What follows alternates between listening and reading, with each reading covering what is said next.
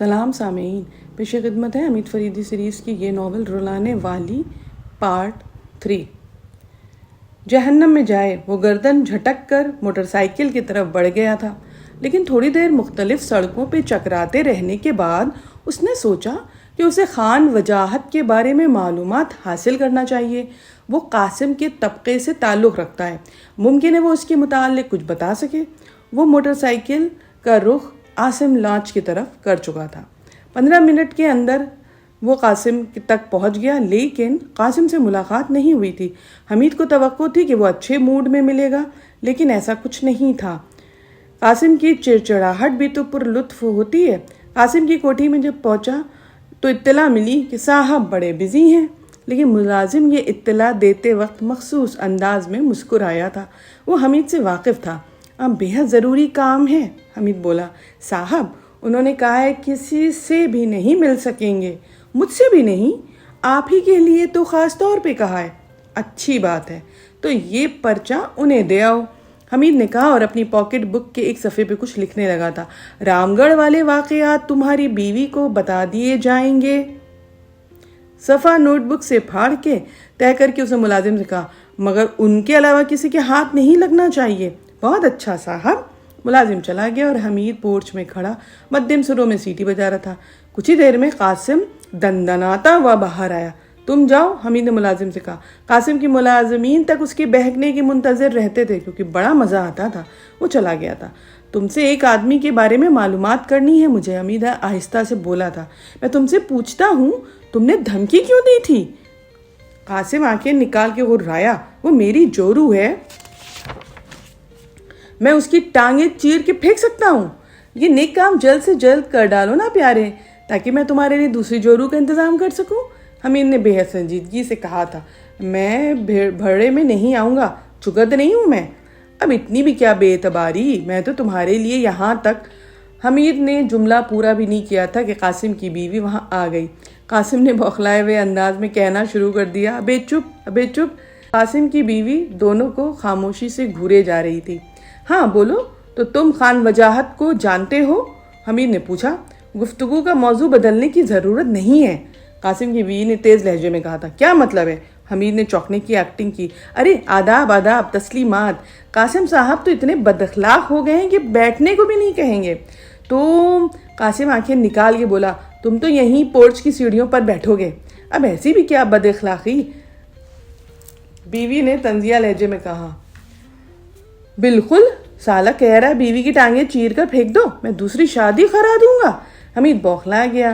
ویسے وہ سمجھتی تھی کہ قاسم کی ذہنی بے راہ روی میں اسی کا ہاتھ ہے، لہٰذا اس بات پہ اس کو جلدی یقین بھی آ جائے گا۔ پھر قبل اس کے قاسم کی بیوی اس سے کچھ کہتی، اس نے جھپٹ کے موٹر سائیکل اسٹارٹ کری اور دونوں میاں بیوی کی آوازیں اس کے شور میں دب گئیں۔ موٹر سائیکل فراٹے بھرتی پھاٹک سے گزر گئی۔ یہ زندگی ہے، اس نے سوچا، اور اپنے ہی ہاتھوں، پھر کیا کیا جائے؟ ایش، ذہن کی کسی گوشے سے آواز آئی اور اب اس نے اپنی موٹر سائیکل کا رخ نیاگرا کی طرف کر دیا تھا۔ رات کے 9 بجے تھے۔ شہر سے باہر نکلتی ایسا محسوس ہوا جیسے ذہنی گھٹن خلا کی وسعتوں میں تحلیل ہو گئی ہو۔ موٹر سائیکل خاصی تیز رفتاری سے راستہ طے کر رہی تھی۔ نیاگرا پہنچتے پہنچتے اس کا موڈ بالکل بدل گیا۔ نیاگرا حسب دستور زندگی سے بھرپور تھا۔ ہال میں بہت ساری جانی پہچانی صورتیں بھی تھیں۔ بعض لوگوں نے اسے اپنے ساتھ بیٹھنے کی بھی دعوت دی، لیکن وہ پتہ نہیں کیا چاہتا تھا۔ اس نے ایک ایسی میز منتخب کی جو کنارے کی طرف تھی اور وہاں سے وہ ساری میزوں کا جائزہ لے بھی سکتا تھا۔ اتنے بڑے ہال میں ساری ہی میزیں انگیج تو نہیں ہو سکتی، تو اس نے ایک بار پھر پورے ہال کا جائزہ لیا اور ویٹر کی طرح متوجہ ہو گیا۔ رات کا کھانا تو اس نے ابھی تک نہیں کھایا تھا۔ سوپ پیتے ہوئے وہ سوچ رہا تھا کہ اتنی واہیات شام گزارنے کا اتفاق اس سے پہلے کبھی نہیں ہوا تھا۔ پہلے فریدی نے سخت توہین کی، پھر قاسم پر پھینکا جوتا اپنے منہ پہ آ پڑا۔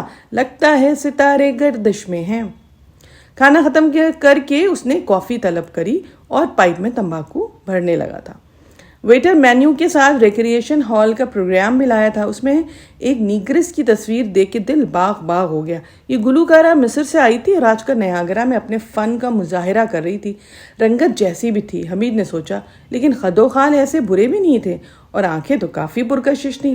اس نے کاؤنٹر پہ جا کے اپنے لیے ریکریشن ہال میں ایک میز مخصوص کرائی اور اپنی جگہ پہ آ کے بیٹھ گیا تھا۔ آخر یہ سب وہ کیوں کرتا پھر رہا ہے؟ اس نے سوچا۔ بہت پھر سے اس کے اوپر بوریت چھانے لگی تھی۔ تبدیلی، محض تبدیلی اس کا ذہن چاہتا ہے۔ وہ چیخ پڑا تھا، جیسے اس کا ذہن چیخ پڑا تھا۔ معمولات زندگی کی یکسانیت بغیر کمائے ہوئے چمڑوں کے جوتوں کی طرح تکلیف دہ ہو جاتی ہے۔ تو پھر شاید یہ تبدیلی دفتن ایک بے ساختہ قسم کی مسکراہٹ اس کے چہرے کو دمکا گئی اور وہ بوکھلا کے چاروں طرف دیکھنے لگا۔ یہاں کا حساب بے باک کرنے کے بعد اس نے ریکریشن ہال کی راہ لی تھی۔ کچھ زیادہ تو نہیں تھی، شاید اس کی وجہ بھی اسے سمجھ آ گئی تھی۔ نیموریاں جسموں والے کیبرے تو تھا نہیں، ایک سیاہ فام نسل کی لڑکی اپنی گلوکاری کا مظاہرہ کرنے والی تھی، بھلا اس سے کسی کو کیا دلچسپی ہو سکتی تھی؟ تھوڑی دیر میں رمبا کے لیے موسیقی شروع ہو گئی تھی۔ حمید اپنی میز پہ تنہا تھا۔ حمید بے دلی سے اس ہنگامے کو دیکھ رہا تھا۔ خواتین و حضرات، اب ماموزیل صفورہ کلاسوری تشریف لا رہی ہیں۔ موصوفہ نے مغربی اور عربی موسیقی میں بڑے دلچسپ تجربات کیے ہوئے ہیں۔ ابھی آپ کو وہ شاندار نغمہ سنائیں گی، ماموزیل صفورہ کلاسوری، اور پھر اسٹیج پہ نمودار ہوئی۔ سانچے میں ڈھلا ہوا جسم تھا، آبنوسی رنگ کے بعض زاویوں سے چمکتی ہوئی سی لگتی تھی، اور سفید لباس میں تو وہ ایسے نظر آ رہی تھی کہ بس جیسے وہی ہو۔ پھر جب کچھ کہنے کے لیے لب کشائی ہوئی تو حمید کو کوئی تشبیہ نہ سوجی، کیونکہ کالے بادلوں کے دامن میں کوندنے کی ایک لپک تو بہت پرانی تشبیہ ٹھہری تھی۔ وہ اس گیت کے بارے میں کچھ بتا رہی تھی جسے پیش کرنا تھا، اس کے بعد رقص کے لیے اسٹیپ بھی سمجھا رہی تھی۔ پھر گیت شروع ہوا اور رقاص چوبی فرش پہ اتر آئے۔ رقص اور گیت اور رقص، بڑا خوابناک ماحول تھا۔ ذرا سی دیر میں صفورہ کسی دوسری دنیا کی مخلوق معلوم ہو رہی تھی۔ صفورہ جو بھی گا رہی تھی وہ انگریزی میں تھا، لیکن کہیں کہیں اس کے لیے نخلستانوں، خیموں کی بستیوں اور کاروانوں کی جھلکیاں بھی دکھائی دے رہی تھیں۔ کتنا سکون تھا، کتنی طمانینت تھی۔ پھر وہ بھی اپنی میز سے اٹھا اور اس میں اس کے ارادے کو دخل نہیں تھا اور چلتا ہوا اسٹیج کے قریب آ گیا۔ ایک عجیب سا تاثر تھا جس کے تحت حمید یہاں پہ آ گیا تھا۔ صفورہ نے پہلے تو اس پہ ایک ہلکی سے نظر ڈالی تھی، دوسری بار دیر تک اسے دیکھتی رہی، اور جب گیت ختم ہو گیا تو اس نے حمید کو بہت غور سے دیکھا اور مسکرائی تھی اور اپنے سر کو خفیف سی جنبش بھی دی۔ حمید پھر اپنی میز پر واپس آ گیا تھا۔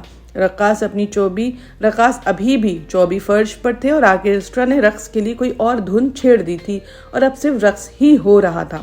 تھوڑی دیر بعد حمید نے ویٹر سے معلوم کیا کہ صفورہ روزانہ صرف ایک ہی گیت گاتی تھی اور اس وقت اپنے کمرے میں ہی گئی تھی۔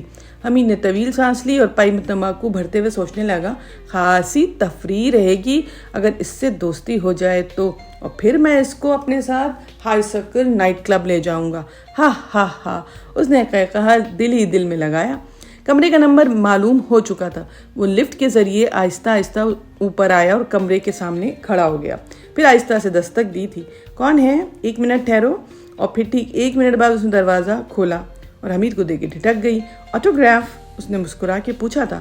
حمید نے خاموشی سے سر کو نفی میں جنبش دی تھی۔ پھر میں نہیں جانتا کہ میں یہاں کیوں آیا ہوں، اس نے بھرائی ہوئی آواز میں کہا۔ اسٹیج کے قریب تم ہی کھڑے تھے؟ اس نے پوچھا تھا۔ ہاں شاید میں ہی تھا، یقین نہیں ہے؟ میں کچھ نہیں جانتا۔ جب مجھے ہوش آیا تو میں نے محسوس کیا کہ میں اسٹیج کے قریب ہوں اور مجھے بڑی شرمندگی ہوئی تھی۔ اوہو معاف کرنا، میں نے تمہیں ابھی تک اندر آنے کو نہیں کہا۔ کیا ضرورت ہے، میں یہیں سے واپس چلا جاؤں گا۔ ارے پھر آئے کیوں تھے؟ میں یہ بھی نہیں جانتا، عجیب آدمی ہو۔ آؤ اندر آ جاؤ، میں تمہارے دیس میں اجنبی ہوں۔ میں تو اپنے ہی دیس میں اجنبی ہوں۔ حمید نے طویل سانس لی۔ واقعی عجیب ہو، آؤ، لیکن میرا خیال ہے کہ موسیقی سے دلی لگاؤ رکھتے ہو۔ شاید۔ حمید اندر آ کر ایک کرسی پہ بیٹھ گیا اور وہ میز کے گوشے سے ٹک گئی تھی۔ اس کی کالی رنگت اسے کچھ زیادہ نکھری بھی لگ رہی تھی۔ حمید نے سوچا یقیناً اس کی آنکھیں خوبصورت ہیں، تو بس تم مجھ سے ملنا چاہتے تھے؟ یہی بات لگتی ہے مجھے۔ اچھا تو پھر مل لو۔ اس ہنسی میں بلا کی نغمگی تھی۔ میں نہیں جانتا کہ لوگ کس طرح ملتے ہیں۔ تم کون ہو؟ میرا نام حمید ہے، ساجد حمید۔ کیا کرتے ہو؟ سمجھ میں نہیں آتا، کیا کروں؟ کچھ سمجھ نہیں آتا تو رونے لگتا ہوں۔ تم نشے میں تو نہیں ہو نا؟ شراب نہیں پیتا۔ وہ تھوڑی دیر تک اسے دیکھتی رہی، پھر بولی کیوں نہیں پیتے؟ کیونکہ میں مسلمان ہوں۔ تو مذہبی آدمی ہو؟ یقیناً ہوں۔ کتنی بیویاں ہیں؟ ایک بھی نہیں۔ تعجب ہے، ہمارے یہاں تو بیویوں کی تعداد نہیں۔ حمید ہاتھ اٹھا کے بولا، بیوی کے موضوع پہ میں کچھ نہیں سننا چاہتا۔ وہ کچھ دیر خاموشی سے اسے دیکھتی رہی، پھر بولی، میں نے محسوس کیا کہ تم لوگ بھی سفید فام نسلوں کی طرح ہمیں اچھی نظروں سے نہیں دیکھتے ہو۔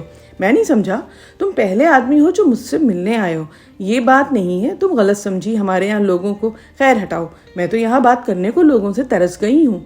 क्या तुम अकेले आई हो यहाँ पर? हाँ। कोई मैनेजर तो होगा ना तुम्हारा? नहीं, कोई भी नहीं है। और वो आर्केस्ट्रा, वो भी मेरा अपना नहीं है। ये तो बहुत बुरी बात है। मैं किसी ऐसे एहसास से आज तक दो चार नहीं हुई हूँ। क्या उसने हमीद के इस सवाल के जवाब, वो भी मेरा अपना नहीं है। ये तो बहुत बुरी बात है। आदमी को तन्हाई का एहसास ना होना चाहिए, वरना वो बाज़ औक़ात खुदकुशी कर लेता है।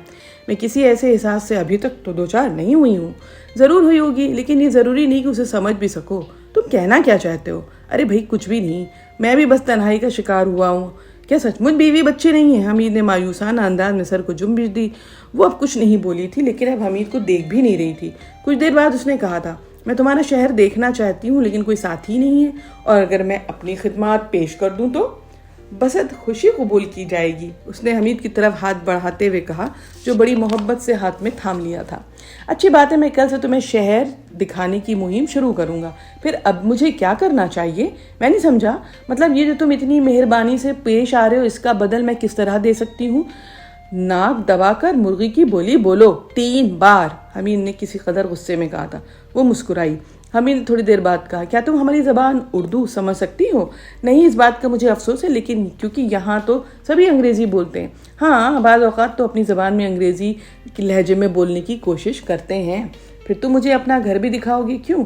तुम लोगों के घरेलू रहन सहन को मैं देखना चाहती हूँ। ज़रूर ज़रूर। वो सोच रहा था, क्यों ना इसको इसी वक्त घर दिखाया जाए। क्या मैं तुम्हारा फ़ोन इस्तेमाल कर सकता हूँ? बसत खुशी।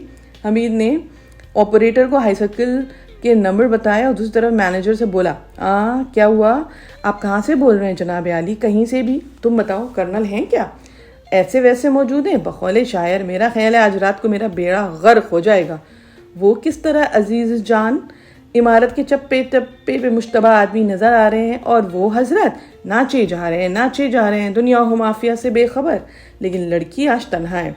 क्या वो आज आया नहीं? खान वजाहत की बात कर रहा हूँ मैं जनाब। इसी वजह से तो तशवीश है। कई खूंखार किस्म के अजनबी मैंने कर्नल के आसपास देखे हैं, और वो हजरत हैं कि वो बिल्कुल जैसे बेखबर नाचे जा रहे हैं। हमीद की आंखों में तशवीश के आसार नजर आए, और उसने झटके के साथ रिसीवर क्रेडल पर रख दिया था। ये प्यारी सी दास्तान अगले दिन के लिए रखते हैं।